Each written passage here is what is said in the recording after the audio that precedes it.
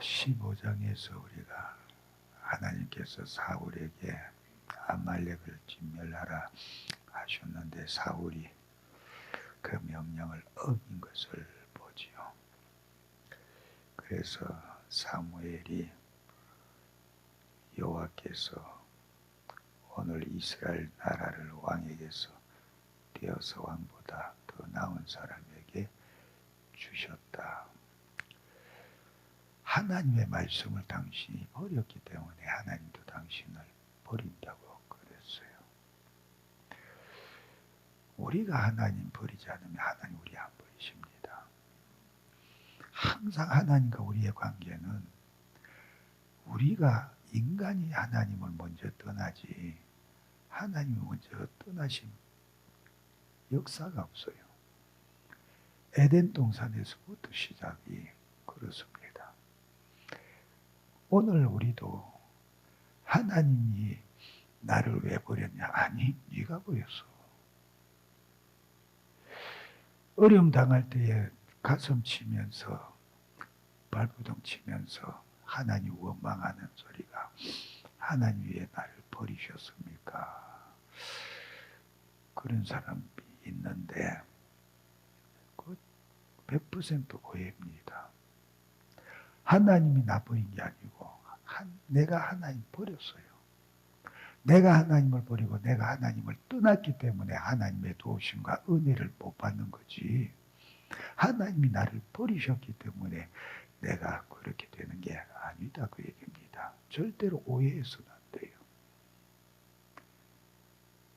그래서 하나님과의 관계를 내가 어떻게 잘할 것인가, 이것이 내 최대의 관심사가 되고 내 인생의 최고의 숙제가 되어야 되는데, 이거는 제일 중요한 이 문제는 우리가 안중에도 없고 계속해서 내 육신의 요구를 따라서 어떻게 하면 잘 먹냐, 어떻게 하면 잘 입냐, 어떻게 하면 좋은 집에 사냐, 어떻게 하면 돈 걱정 안 하고 살 수 있느냐, 어떻게 하면 기분 좋게 행복하게 살 것이냐, 항상 육신의 요구를 만족시키고 충족시키는 거기에 우리의 모든 관심사를 두고 살잖아요.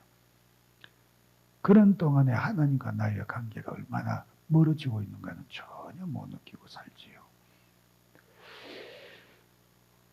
사람이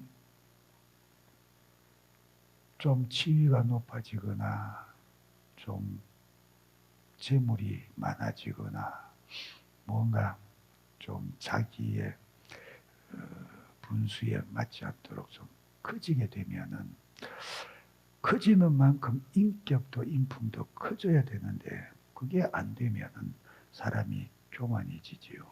건방져지고. 성도가 신앙에 있어서 신앙의 성장이 하나님이 복 주시는 것을 감당할 수 있는 신앙으로 계속해서 성장되어져 가야 되는데, 그것이 없이 그냥 세상 사람들이 복이라고 하는 것에 같이 휩쓸려서 거기에 탐닉에 들어가면서 어쩌다가 얻게 되어지는 것, 사실 그 복이는 어쩌다지만 마귀가 던져주는 미끼지요. 그것을 받아가지고 자기도 모르게 교만되어지면 하나님과 자연히 멀어질 수밖에 없지요. 그런데 그게 중심이 팔려 있으니까 하나님과의 관계가 어떻게 되는가, 위기감을 느끼지 못하고 그냥 멀어져 가는 겁니다.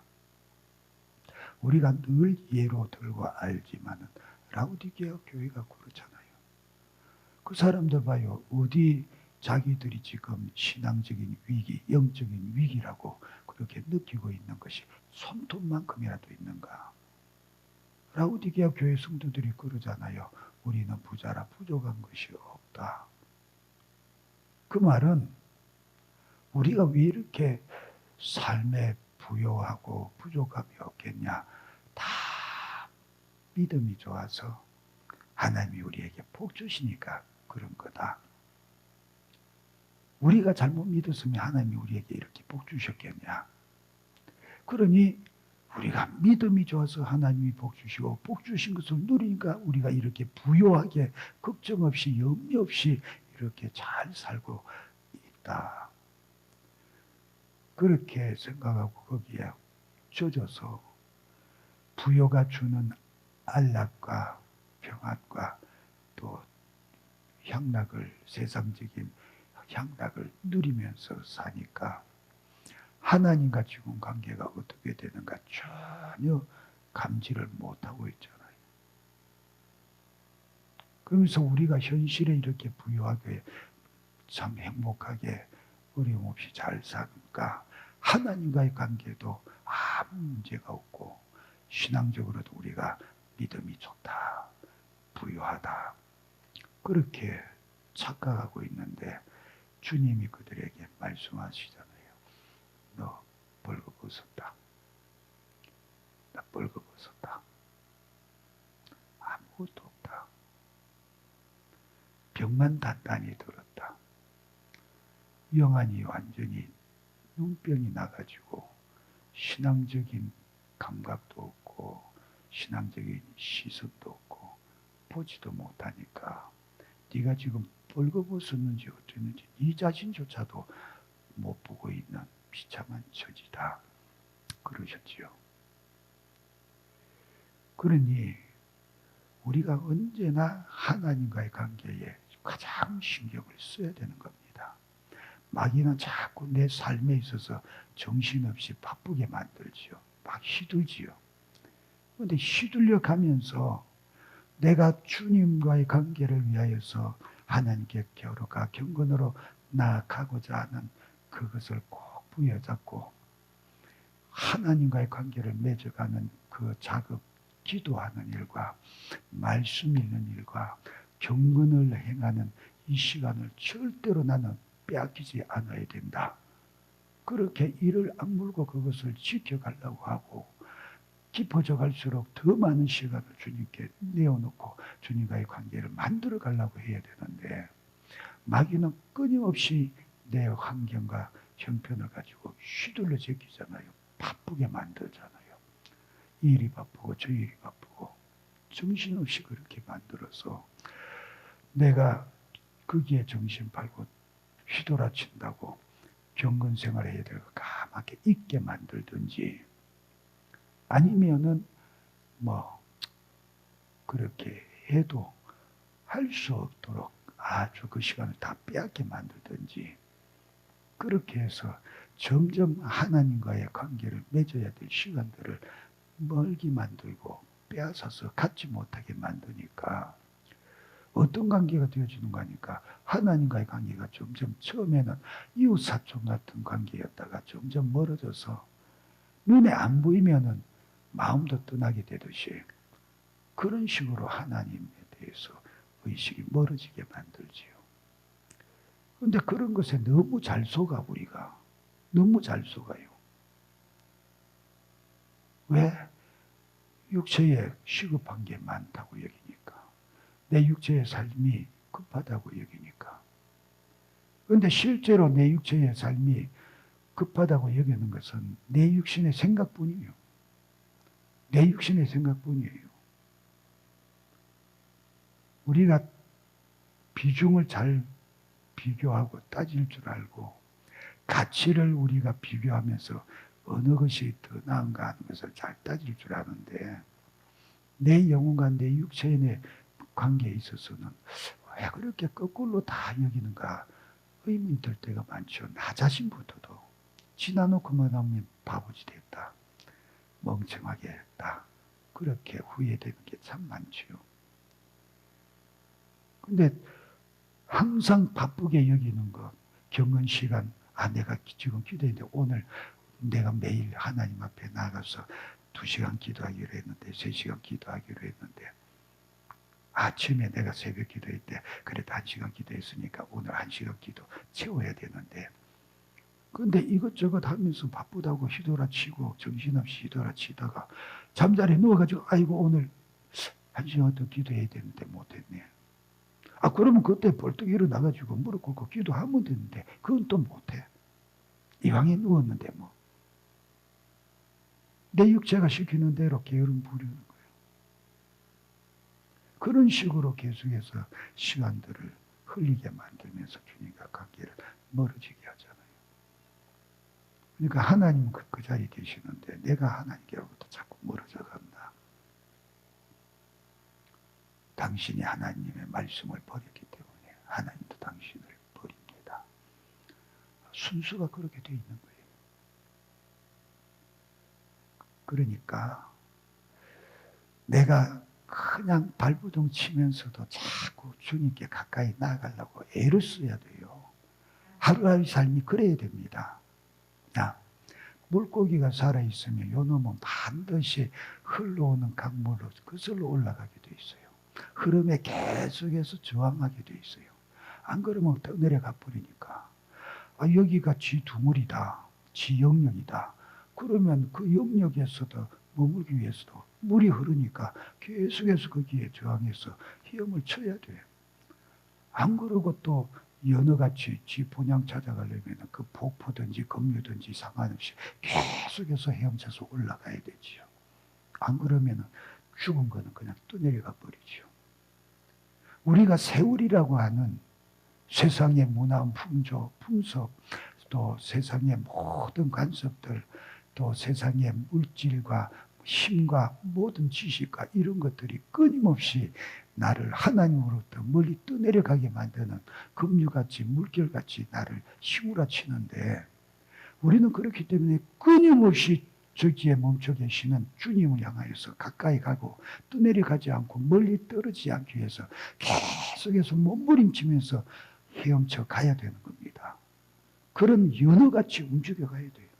그런 힘 있는 붕어같이 계속해서 헤엄쳐서 주님께로 나아가려고 발부둥 쳐야 돼요.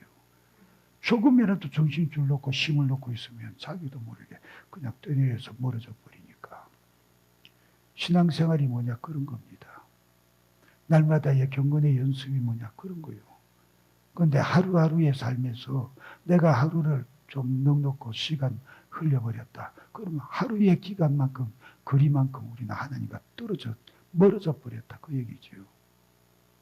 이게 그냥 하루 이틀 하다가 보면 자기도 모르게 일주일 가고 한 달 가고 1년 가버리면 가마득하게 하나님 보이지도 않을 정도로 멀어져 버리죠.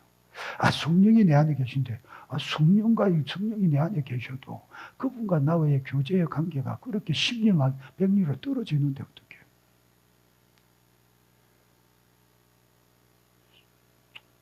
부부간에도 삐져봤지요. 삐지면은 서로 화해하기 전까지는 마음이 무겁고 답답한 게 참 불편하고 힘들어요. 그런데 그게 마음이 다시금 풀어지고 열려져서 아무 부담 없이 그렇게 대화가 되려면은 이게 빨리 화목이 되고 화해가 되어져야 되는데 이게 하루 이틀 계속해서 화해가 안 되고 무뎌져 가면은 점점 서로 간의 마음의 벽이 커져가지요. 그럼 같은 지붕에 한 지붕 아래에 있어도 두 사람의 마음의 관계는 천리 만리로 떨어지는 거예요. 참 불편하지요.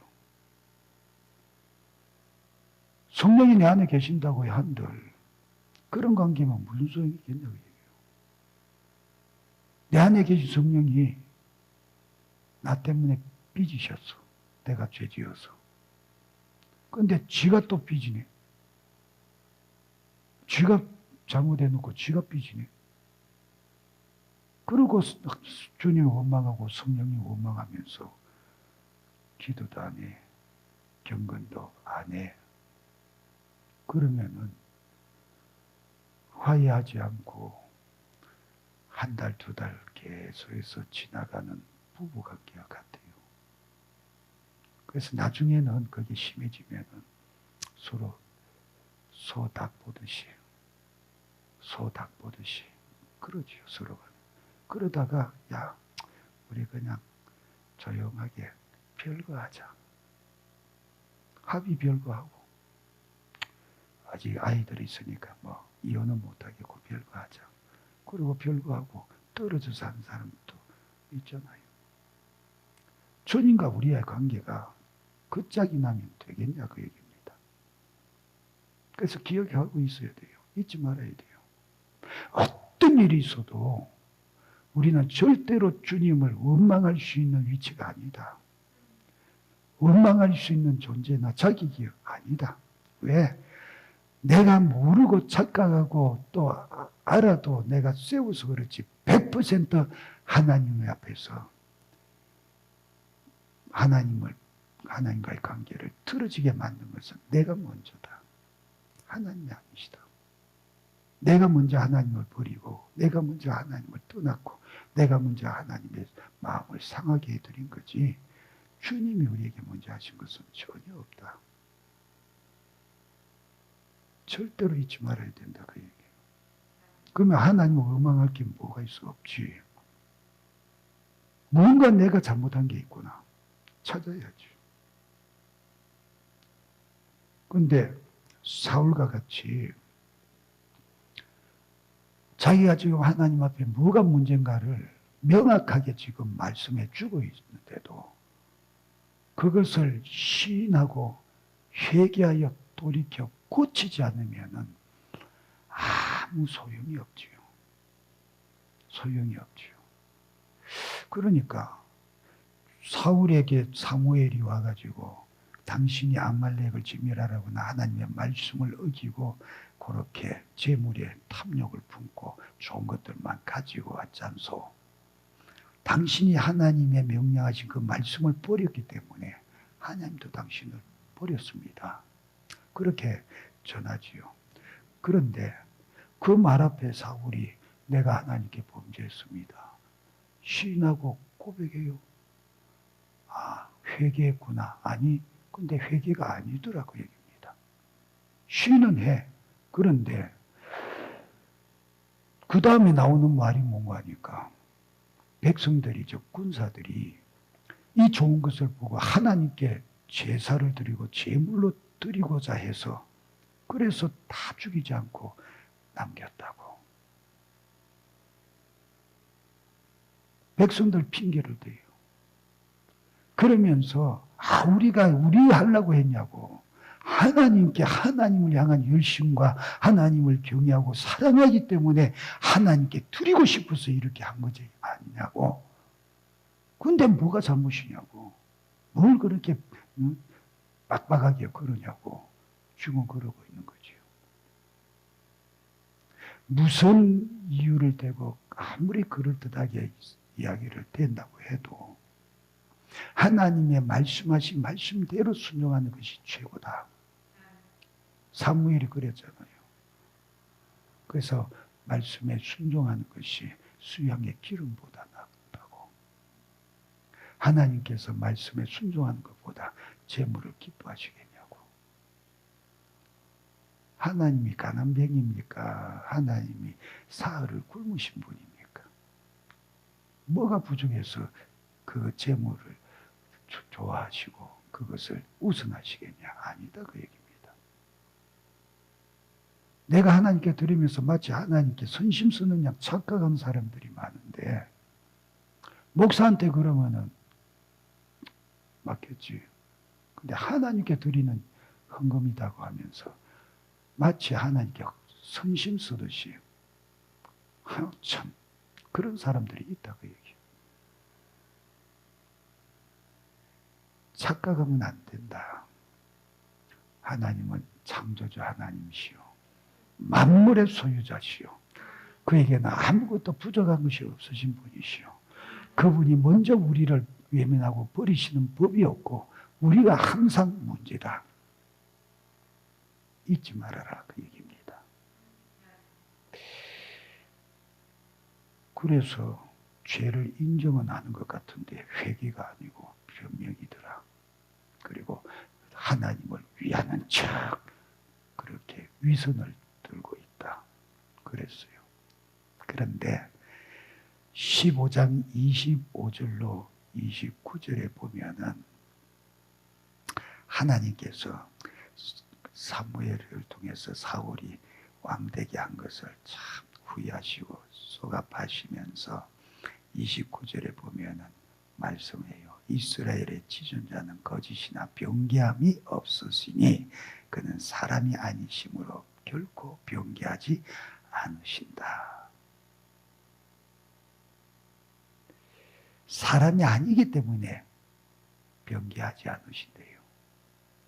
그럼 사람은 자기의 환경과 사정과 형편을 따라서 얼마든지 변개가 된다 그 얘기입니다. 변한다 그 얘기예요.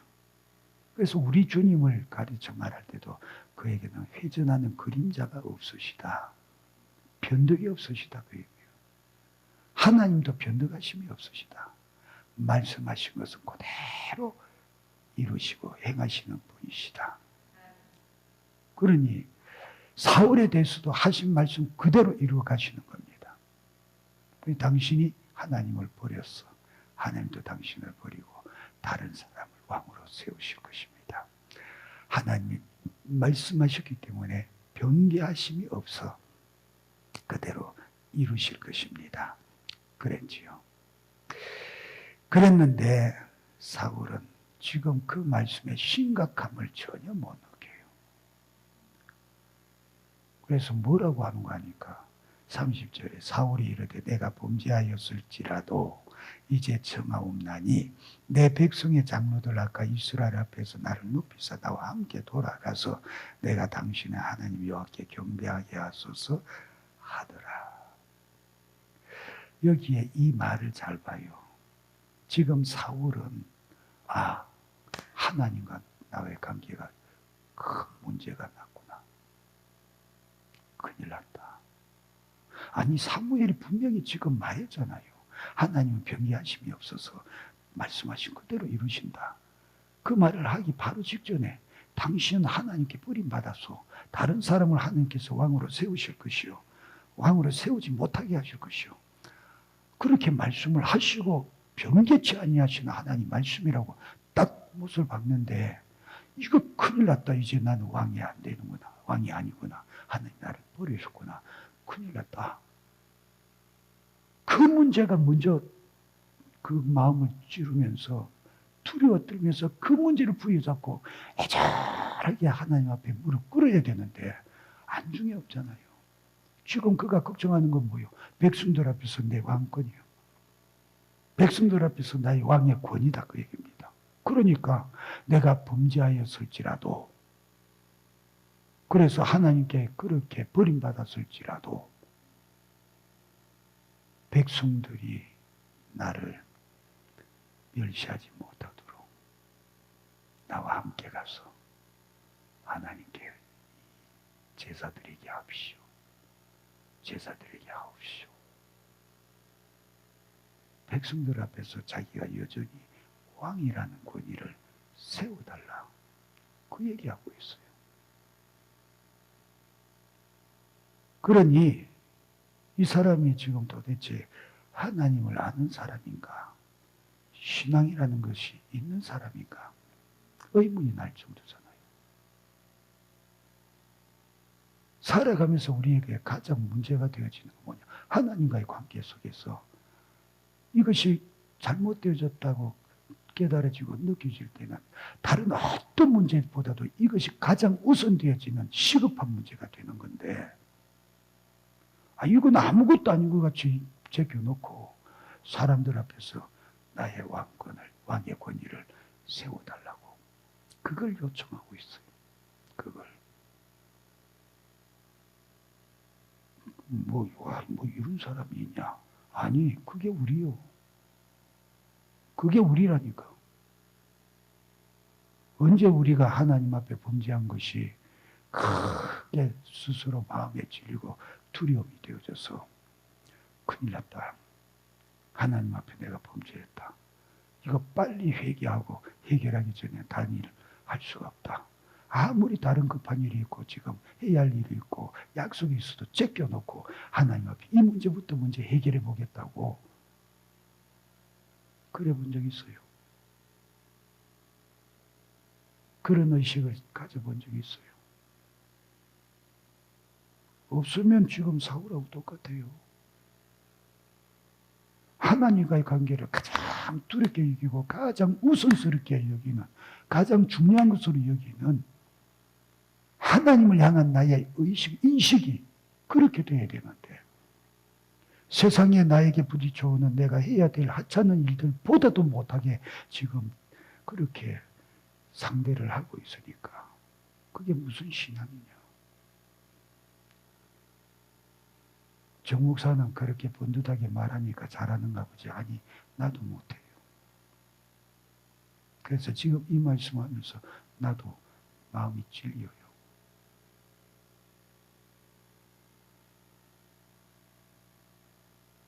우리의 모습이 그렇다. 그러니 하나님을 믿는다고 하면서 하나님 중심, 코람데오 하나님 중심. 그러면 모든 의식과 삶의 집중력을 하나님께 두고 살아야 되는데 전혀 그러지가 못하잖아요. 하나님과의 관계를 엄정하고 바르게 하는 그 문제보다도 다른 일이 훨씬 시급하고 다른 일이 더 바쁘고 다른 일이 더 중요하게 여겨지고 그렇게 되면 정말 우리는 하나님 앞에서 뭘 할 말이 없어요.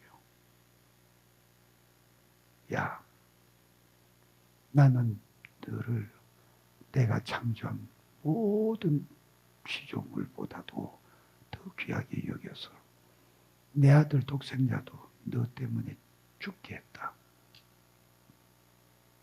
너희들 구원하는 것을 가장 큰 일로 여기고 시급히 여겨서 내 아들까지 십자가에 죽게 했다. 근데 너는 나를 그렇게 생각 안 하는가 보다.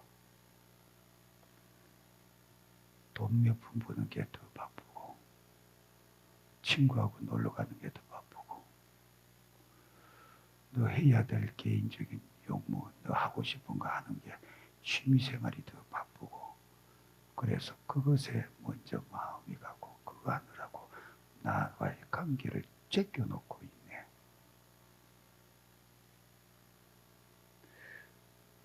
그래요, 그래요. 그래요, 그래요.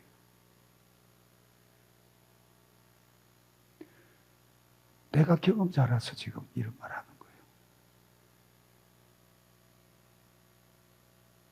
그러니 나 자신부터도 항상 말씀은 누구에게나 뭐 목사는 제외가 되는 게 아니고 열애가 아니고 다 포함되는 거니까. 아, 이 말씀을 오늘 지금 보면서 지금 그렇게 말씀을 하고 계시잖아요. 어째서는 하나님과의 관계를 가장 우선순위로 여기고 두려워하지 않고 네 체면, 네 권위를 더 크고 중요하게 여겨서 사무엘에게 애원하고 요구하는 것이 나와 함께 가서 백성들 앞에서 내 권위 세워주세요. 사실은 사무엘에게 애원해야 될 급한 문제가 뭡니까? 하나님이 그렇게 하셨습니까? 큰일 났네요. 사무엘이요. 나를 위해서 기도해 주세요. 내가 하나님 앞에 정말로 회개하고 겸비 나아가게 사오니 나를 위해서 기도해 주시고 내가 어떻게 해야 될는지 하나님께 물어서 가르쳐 주세요. 나 이거 해결 안 되면 왕이고 뭐고 다 던지고 아무 필요 없습니다. 내가 백성들한테 버림받더라도 하나님 앞에서 내가 이 문제는 해결해야 됩니다. 그래야 되는 거예요. 근데 육신으로 사는 삶에 모든 것이 다 제약되고 걸려지니까 현실 속에서 그게 더 중요하게 보여지죠. 그게 더 힘들게 보여지죠. 현실을 살아가는데 지금 오늘 하루 삶 사람들의 평가 또 가족들, 이웃들의 관계 이런 것들을 다 생각해 볼 때 걸리는 게 너무 많으니까 과감하게 주님과의 관계를 바로 하기 위해서 당신들하고 내가 좀 지금 조금 같이 못하겠다고 그렇게 용기 있게 말하고 하나님과의 관계를 위해서 금식하면서 엎드릴 수 있는 사람들이 얼마나 될까? 그러니 우리가 무슨 말로 변명을 해도 하나님 앞에서 참 부끄럽고 민망한 존재인 겁니다. 내 삶이 증거해 주잖아요. 내 사고와 의식이 증거를 해주고 있잖아요. 변명할 수 없게 만들고 있잖아요. 뭘 더 중요하게 여기고 누구와의 관계를 더 크게 여기고 있느냐. 그냥 현실적으로 그대로 증거가 나오고 있지 않냐. 그러니 이거 깨트려야 되는데 이게 안 깨어지니까 문제인 거예요. 생각은 있어. 알기는 해. 현실보다도 천국의 생명이 귀하고 사람과의 관계보다도 하나님과의 관계가 우선돼야 된다. 안 돼. 그게 안 되지 않냐 그 얘기입니다.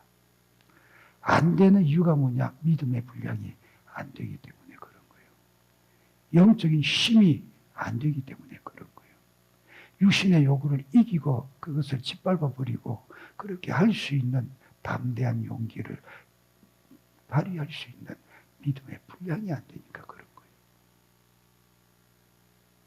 그래서 바울같이 날마다 저 복종시킬 수 있다면은 날마다 자기를 자기 십자가에 못 박아 죽일 수 있다면은 능히 그렇게 할 수 있겠지요. 그러니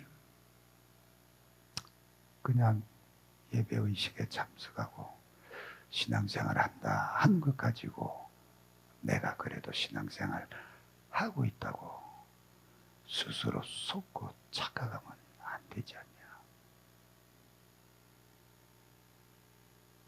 그래서 성령께서 우리가 정신이 번쩍 들도록 마치 뒤통수로 팍 때려주시듯이 깨우쳐 주시면 좋겠다. 정말로 그렇게 깨우쳐 주시면 좋겠다. 그리고 얻어맞는 그 순간에 정신이 번쩍 들면서 두려우시고 공의로우신 하나님 보여지고 느껴져서 그 앞에 그냥 꼬꾸라져야 되겠다. 그렇게 되어서라도 주님 앞에 바로 서고 주님과의 관계가 정립이 될 수 있다면 얼마나 감사하겠냐 그 얘기입니다. 항상 주님을 바라보고 시선을 돌리지 말고 그분에게 시선을 고정시켜 놓고 그분에게서 세상의 풍조와 문화의 세속의 것에 물결 속에 휩쓸려서 떠내려 가지 않도록 힘을 다해서 지느러미질을 해가면서 주님께로 나아가는 자 되시기를 바랍니다. 믿음의 헤엄을 부지런히 치자 그 얘기요. 그런데 오늘 이제 우리가 읽은 말씀에 하나님께서 이제 사무엘에게 사울 대신에 다른 왕을 세웠다고 그렇게 말씀하시면서 가서 기름 부어주라 그렇게 말씀을 하지요. 근데 가라고 하니까 1절에 사무엘이 뭐라고 그랬어요? 내가 만일에 다른 사람에게 왕으로 기름 부어주러 간다는 것을 사울이 알면 나 죽일 겁니다. 사울을 두려워하잖아요. 왕권을 가지고 나 죽일 거라고 두려워하지요. 근데 이 사무엘이 믿음의 사람이고 하나님의 말씀을 가지고 가는데 뭘 이렇게 두려워할까? 죽으면 천국인데 뭘 두려워할까 싶은데도 그렇게 되는가 봐요. 왕국 시대에도 보면 항상 왕은 제사장보다 권력이 컸어요. 똑같이 기름 부음받아 하나님 앞에 수임받는데도 권력이 더 컸어요. 그런 거 보면 그런 것 같아요. 근데 어쨌든 사무엘이 하나님께서 야 그러면은 내가 꾀를 가르쳐 줄게. 그냥 가서 제사 드리러 왔다고 그러고 가라. 제사 드린다고 그러고 가라. 그리고 내가 택한 자가 있는 이세의 가족들을 초청해서 그 가운데서 기름 부어라 그랬죠. 그래서 갔어요. 갔더니 거기에 장로들이 나와서 뭐라고 합니까? 4절에 사무엘이 여호와의 말씀대로 행하여 베들레헴의 이름에 성읍 장로들이 떨며 그를 영접하여 이르되 평강을 위하여 오시나이까. 왜 사무엘이 왔는데 장로들이 두려워 떨면서 그렇게 영접을 하냐? 하나님의 사람의 권위를 인정하고 그 권위 앞에서 두려워 떨었을까? 아니면은 하나님의 사람이니까 뭔가 하나님의 징책의 말씀, 하나님의 심판의 말씀을 우리에게 가지고 왔을까? 그래서 들었을까? 왜 들었을까? 말씀은 안 하니까 몰라요. 근데 성경의 배경을 보면은 사울과 사무엘의 관계가 지금 안 좋으니까 혹시 무슨 연관이 돼서 불이익을 당할까? 그것도 두려워한 것이 아닐까 하는 것도 추측을 해볼 수가 있지요. 근데 어쨌든 그들이 사무엘 앞에 떨었어요. 근데 그 떨림이 하나님의 사람이라고 하는 영적인 권위 앞에서 떠는 것이 되었으면 참 좋았다, 좋았겠다, 정말 좋겠다 싶어요. 하나님의 권위를 인정해 드려서 하나님의 사람을 두려워할 줄 알아야 됩니다. 근데 그것을 무시하면은 그를 보내신 이 하나님을 무시하잖아요. 예수님이 말씀하셨어요. 한 소자 내 이름으로 간 사람을 내 이름으로 섬기면 그는 나를 영접하는 것이고 나를 영접하는 자는 내 아버지를 영접하는 것이다. 하나님의 사람인 사무엘을 영접하면 하나님을 영접하는 것이다. 그런데 그 앞에서 떨면서 영접했을 때에 그 떨림이 그의 권위를 인정한 것이 되어서 뜬다고 하면 하나님 앞에 겸비함으로 뜨는 자니까 얼마나 복될까 하는 겁니다. 떨지 말아야 되고 안 떨어도 될 존재 앞에 뜨는 자가 되지 말고 떨어야 할 자 앞에 뜨는 자가 되기를 바라요. 세상에 권력이 있고 자기의 힘으로 나를 짓밟아 버릴 수 있는 사람 두렵지요. 겁나지요. 그러나 내가 정말 믿음의 사람이라고 하면은 정말로 그런 사람들 앞에서는 두렵지 않아야 되고 떨지 말아야 돼요. 그 사람이 실제로 현세에서 나를 짓밟고 나를 못살게 굴고 망하게 할 수 있어요. 그렇게 해서 내가 만신창으로 당할 수도 있어요. 그러나 당한다고 해서 우리가 두려워하고 떨 필요는 없다고 얘기합니다. 우리가 정말로 두려워하면서 떨어야 될 대상은 누구냐? 전능하신 하나님, 창조주 하나님, 생명의 주관자 되시는 하나님, 내 육신의 생명뿐 아니라 내 영혼의 생명까지도 영원히 멸하실 수 있는 그분밖에 없다. 마귀는 기껏해봐야 내 육신의 생명밖에는 못 죽여요. 그놈이 하는 짓은 본래 죽이고 멸망시키는 거니까. 지 하는 대로 내 육체의 생명은 죽일 수 있어요. 근데 내 영혼은 못 건드려. 하나님은 내 영혼까지도 멸하실 수 있어. 그러니까 우리가 누구를 두려워야 되냐? 하나님밖에 없다. 근데 우리가 육신을 가지고 이 땅을 살아가니까 항상 눈앞에 보이는 힘 있는 대상을 두려워하잖아요. 보이지 않는 하나님은 자기도 모르게 무시하고 두려워하지 않죠. 사람보다 더 두려워하잖아요.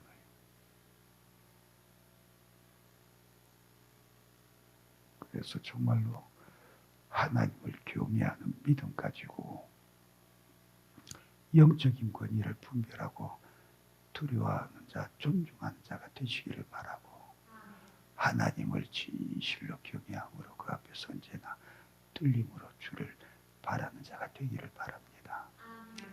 두려워하지 말고 떨지 말아야 될 대상에는 떨지 말라고 얘기해요. 그가 비록 힘이 있어서 나를 짓밟고 망하게 할 수 있어도 그렇게 또 그것 때문에 내가 망한다고 해도 두려워하지 말아요. 왜? 그런 속에서도 굳건히 하나님 의지하면 하나님께서 나중에 어떻게 갚으시는가 보라 그 얘기입니다. 그게 성경이에요. 어떻게 내가 갚아주는가 보라. 그에게 갚으실 때 나는 그냥 망한 대로 두시겠냐? 아니, 나를 갑절에 망하기 전에 갑절로 나에게 복 주실 겁니다. 그렇게 믿으시기를 바라요. 계속해서 보세요. 7절에 이제 이세의 그 잔치하고 제사하고 난 뒤에 식사할 때에 이세에게 그 아들들을 성결하게 하고 제사에 다 오라고 청했어요. 그래서 그 아들들이 왔을 때에 첫째 아들 엘리압이 들어오는 것을 보고 6절에 마음에 이르기를 여호와의 기름 부으실 자가 과연 주님 앞에 있도다. 자기가 보기에는 정말로 키도 크고 인물도 좋고 대단해 보였거든요. 그래서 야, 이 사람인가 보다 그렇게 생각을 했어요. 근데 하나님께서 바로 말씀을 하시지요. 7절에 여호와께서 사무엘에게 이르시되 그의 용모와 키를 보지 말라. 내가 이미 그를 버렸노라. 벌써 버렸대요. 내가 보는 것은 사람과 같이 아니하니 사람은 외모를 보거니와 나 여호와는 중심을 보느니라. 하나님은 우리 중심을 보신대요. 사람들도 말은 그렇게 해요. 사람 인물 볼 거 아니고 사람을 봐라. 좋은 말이지요. 근데 좋은 말인 줄 알고 그렇게 해야 된다고 하면서도 실제로 현실에서는 보면 항상 외모지상주의예요. 이게 얼마나 심해졌는지, 옛날에는 그래도 그렇게까지는 안 했는데 최근에 와서 얼마나 심해졌는지, 잘생기면 모든 게 용서가 된다 그래요. 잘생기면 그 사람이 무슨 짓을 해도 용서가 된다. 한마디로 미친 세상입니다. 미친 세상이에요. 조모 씨라는 과거의 법무장관, 참 상식이 조금이라도 있는 사람이라면 어처구니 없는 짓을 다 하지요. 과거에 자기가 그렇게 올바른 소리 척척해댄 거, 그거 자기가 그대로 다 해가지고 얼마나 사람들이 비웃었습니까?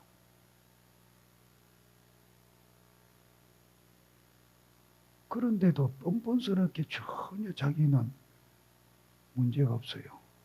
그리고 그 사람을 그렇게 지지하는 사람들이 하는 말이 뭡니까? 잘생겼잖아. 참 잘생겼어요, 그 사람. 키도 크죠, 인물 좋지요. 배운 거 많지요.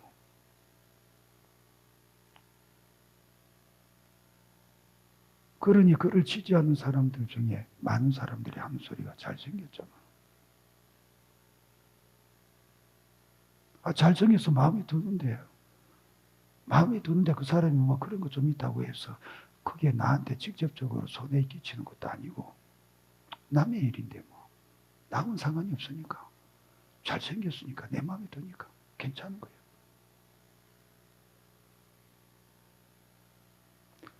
정이고 공이고 아무것도 없는 세상입니다. 짐승 같은 세상이에요.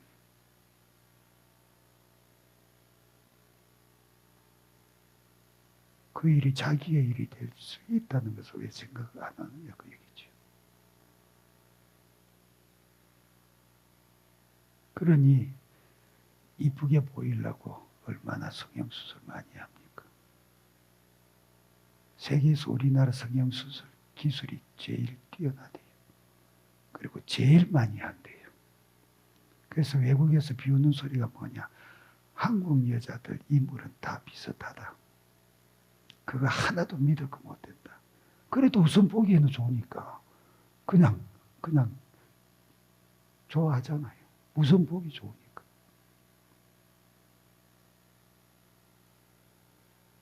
이 외모가 뭐 그냥 얼굴뿐이겠습니까? 그 사람이 가지고 있는 모든 좋은 조건들도 포함이 되겠지요. 학벌도 되겠고, 돈도 되겠고, 배경도 되겠고, 권력도 되겠고. 사람은 그런 것들을 봐요. 그런 것들을 보고 그 사람을 평가를 해요. 그러니까 아무것도 없는 껍데기 같은 회사를 운영하면서도 차는 억대짜리 벤처 타고 BMW 타고 그러지요. 왜? 그런 거 타고 가야 대접을 해주니까. 재산이 1,000억이 되고 몇천억이 돼도 털털거리는 고물차 타고 가면 얕잡아 보잖아요. 그게 다 뭐냐? 외모지상주의요. 사람은 외모를 보지만 그러나 하나님은 중심을 보신다. 왜 인간은 외모를 봅니까? 중심을 볼 수 없기 때문에 그래요. 중심을 볼 재주가 있나? 초면에 어떻게 알아요? 우락부락하게 생겼으면 야, 저 사람 산적같이 도둑놈같이 생겼네. 아유 겁이 나는데 저런 사람하고는 사귀면 안 되겠다. 근데 나중에 한 1년쯤 지나면서 집적하고 사귀다 같이 지내면서 보니까 참 외모는 그런데 우락부락하게 도둑놈같이 생겼는데 마음은 그렇게 비단결 같다. 그런 사람들 있잖아요.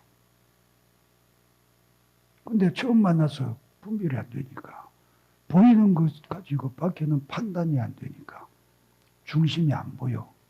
그러니 그것 가지고만 판단을 하지요.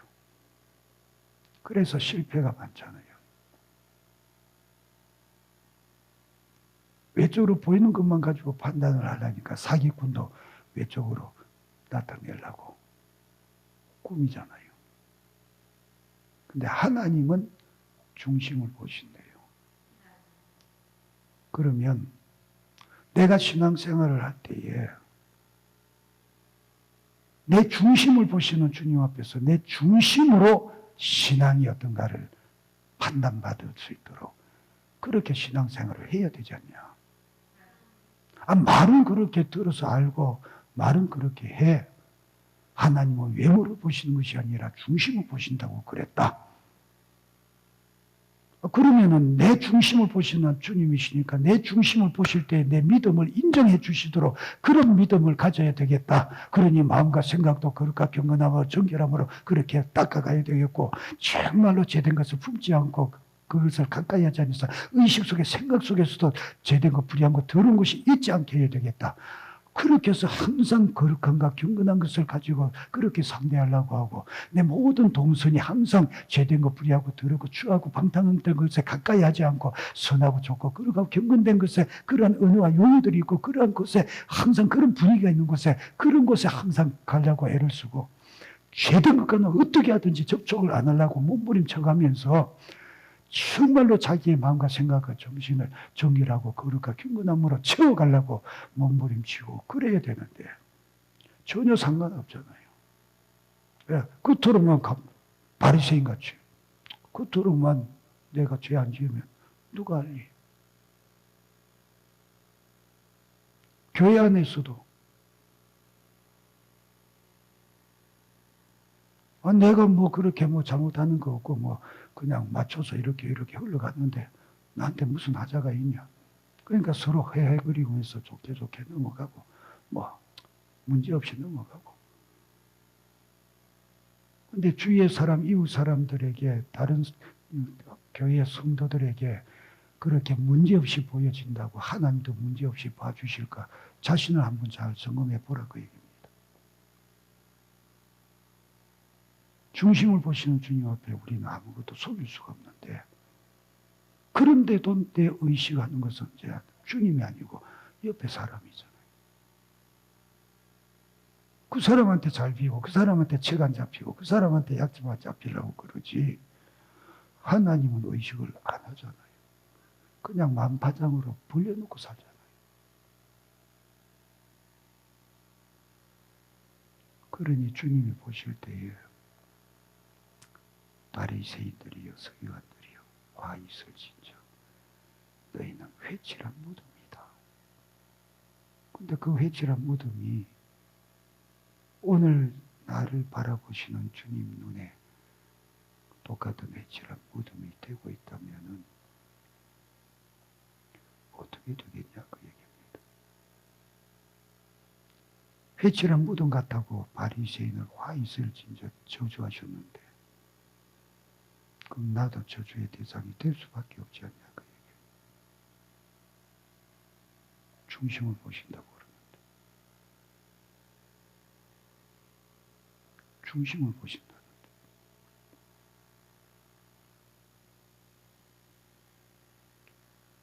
그래서 주님이 말씀하신 게 맞잖아요. 야 너희들은 간음하지 말라 하는 말을 들었거니와 나는 너희에게 이르노니 여인을 보고 음욕을 품는 자마다 이미 간음하였느니라. 중심을 보시니까, 중심에 음욕을 품었으니까 벌써 간음이 되잖아요. 중심을 못 보시고 안 보시면은 지야 마음에 무슨 생각을 가졌든지 겉으로 보이는 행위가 아니면 아닌 거예요. 근데 행위는 아닌데 속을 보니까 음욕을 잔뜩 품고 정욕을 품고 있다. 그러면은 주님 보시는 그 중심에, 그렇다면은 죄다. 죄다. 그러니 사람은 외모로 보거니와 여호와는 중심을 본다 하시는 이 말씀이 얼마나 두렵고 두려운 말씀인가를 느껴야 된다, 그 얘기입니다. 지금 여기에 왕을 택하는데 엘리압이 참 외모는 그렇듯한데 그 중심이 별로였는가 보네. 하나님 앞에 신앙이 별로였는가 보네. 그 얘기가 아니요. 내가 천국 들어가야 되는데, 천국 들어갈 믿음이 있어야 되는데, 나는 그 믿음을 가졌다고 그렇게 겉으로는 폼 잡고 있는데, 나를 중심을 보시는 주님이 나의 중심을 바라보실 때 너 천국 못 오겠다. 너 천국 못 오겠다. 그럼 어떻게 되겠냐, 그 얘기예요. 어떻게 되겠냐. 그러니 내 믿음을 가지고 살필 때에 항상 내 자의적인 생각을 가지고 점수 주려고 하지 말고 주님의 시선으로 자기를 바라보는 자 되기를 바라요. 그리고 그 중심, 그 주님의 시선이 내 중심에까지 이른다는 것을 생각하면서 내가 지금 속으로 무엇을 생각하며 내 의식 속에 무엇이 있는가를 스스로 적나라하게 한번 내어놓고 보라, 그 얘기입니다. 그래서 내 중심을 보시는 주님의 시선 아래 이것이 과연 하나님의 공의로 앞에서 참으로 심판의 대상이냐 아니면 칭찬의 대상이냐를 엄정하게 살펴보라, 그 얘기예요. 두려운 얘기잖아요.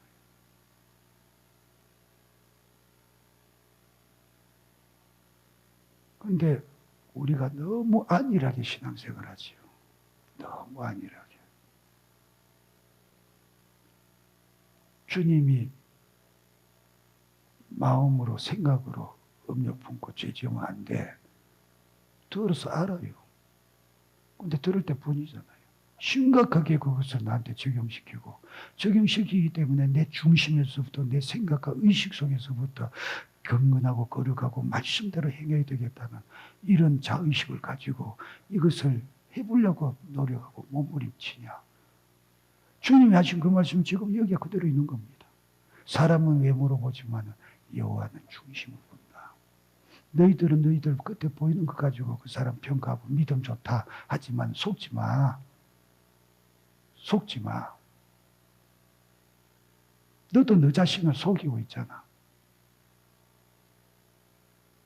하나님은 안 속으신다. 중심을 보신다. 근데 이 말씀도 주님이 그토록 들은 것이 행한 것이 아니라 네 마음에 음욕을 품고도 너는 간음이다 하시는 그 말씀도, 이 말씀도 우리에게 뭘 말씀하고 있냐. 너희들 심판대 앞에 서면 그것도 다 죄로 기록이 된다. 그러니 심판대 앞에 서기 전에 너희 마음과 속에서부터 거룩한 경건으로 너를 깨끗이 해라. 죄 짓지 마라. 죄를 품지 마라. 죄를 가지지 마라. 그 말씀이에요. 그 말씀. 이 말씀도, 주님이 하시는 그 말씀도 우리에게 경고하고 있는 말씀이잖아요. 그러니 두려운 말씀이지요. 저와 여러분에게 오늘 경고하시는 음성으로 그렇게 강렬하게 들려지기를 바랍니다. 그리고 이 말씀 앞에 정말로 내 마음과 생각조차도 주님 앞에서 거룩함과 경건함으로 만들어가게. 성령님 나 좀 도와주시고 나 좀 두들겨 주시고 뒤통수 쳐서라도 정신 차리고 그렇게 하게 도와주세요. 우리 주의 3장하고 동성으로 뜨겁게 기도하겠습니다.